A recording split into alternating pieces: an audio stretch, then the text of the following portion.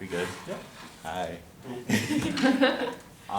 So what I did for my presentation was I was originally gonna do a longboarding 5K to like raise awareness in the longboard community because I feel like a lot of people in high school don't do it, and that's mainly because it's a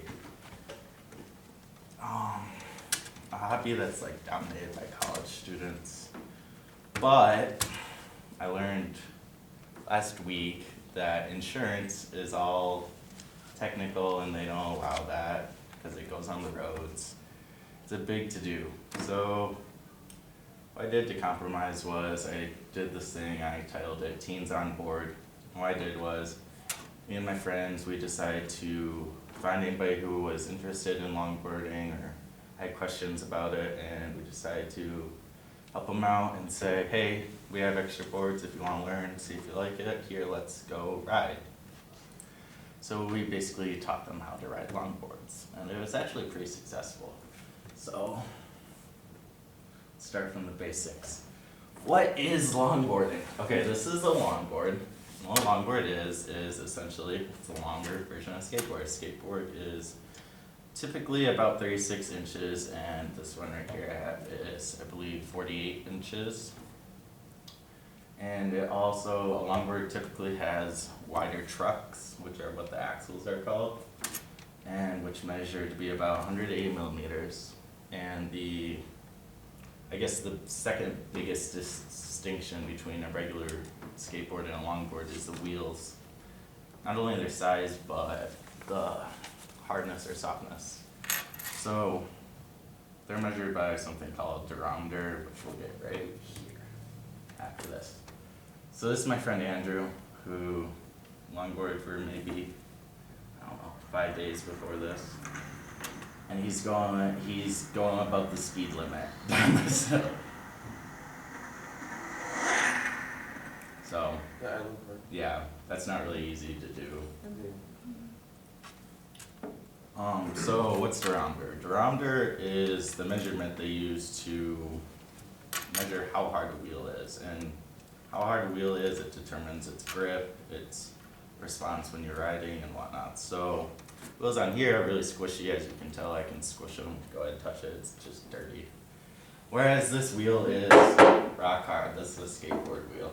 And yeah, a knife probably couldn't carve this. Nobody wants to feel that. You can.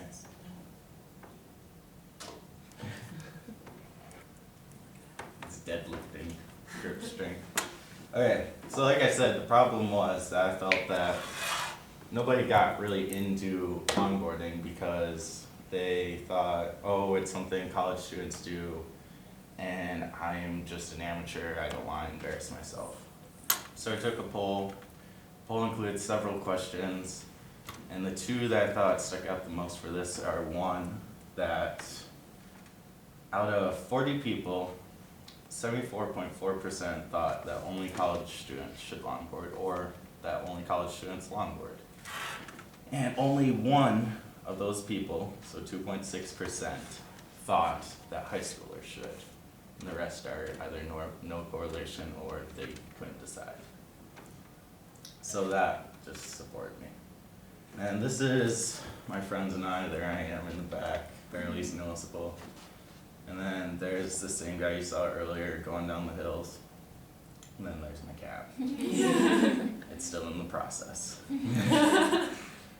So what were the results? So within this 1 week, like you saw, Andrew was able to go, I think he maxed out at like 42 miles an hour, which, I mean, that's car speed.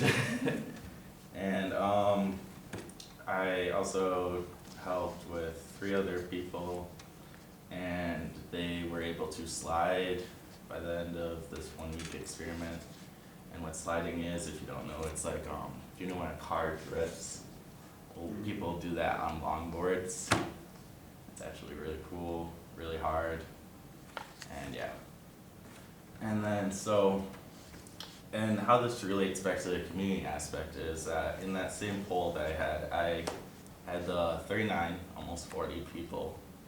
I asked them, do you think longboarding can benefit the community, and how? And although I don't have the how, 87.2% that the longboarding could benefit the community and the lives of others. So I thought that was pretty substantial. I mean, the other, I don't know, that equates to 4 or 5. I looked through the details and they were people who haven't been longboarding more than 6 months. The majority of that 87.2% was people who have been longboarding either a year or 2 years or more. So yeah, I think longboarding, I think I did well. And yeah, so the people I helped longboard, I'm planning to longboard with them this weekend, and then we're gonna go up north next weekend longboard. So I mean, new passion. So Very cool. I think I'm done. Yeah, no more clickies. So- Longboards are flex. I can't flex this, but So part of Matt's rubric is a category called comprehension.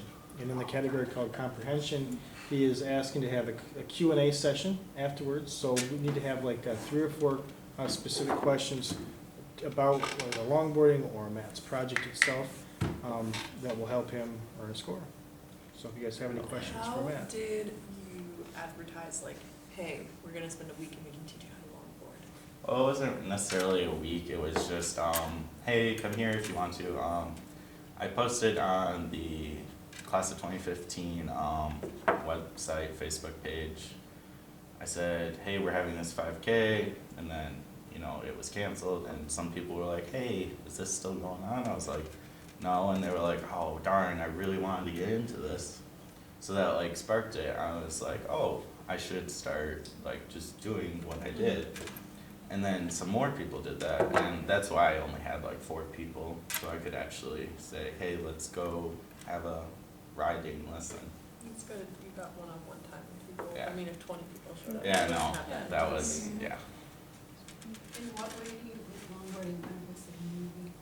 Well, I think it benefits in the community. On my poll, I had several questions on my poll, and I had open-ended questions, but it was a checklist, and I put, do you think it can bring people together, provide transportation, help raise awareness, create publicity, and be a form of exercise? And I believe 60 to 70% of the people said yes to all of those.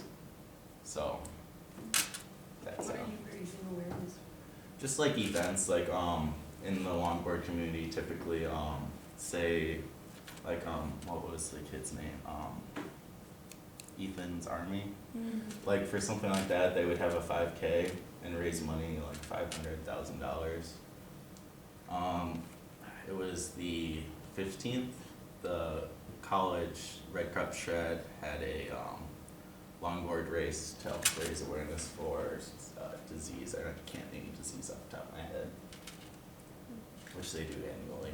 Why did you choose longboarding for your summer project? Because Shibward said to do something, well, to do something you're passionate about, and hey, this is all I got.